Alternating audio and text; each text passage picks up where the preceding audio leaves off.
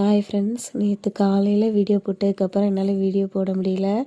காரணம் என்னென்னு பார்த்தீங்கன்னா, என்னோடய ஃபஸ்ட்டு பொண்ணு ஏஜ் அட்டன் பண்ணிட்டா, அதாவது பெரிய பொண்ணாயிட்டா.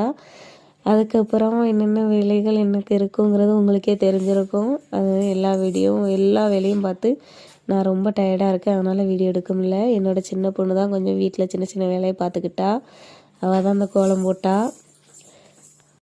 பாப்பாவுக்கு ஃபங்க்ஷன் எப்போன்னு பார்த்தீங்கன்னா, நாளைக்கு புதன்கிழமை 5 to 6 தான் ஃபங்க்ஷன் டைம்.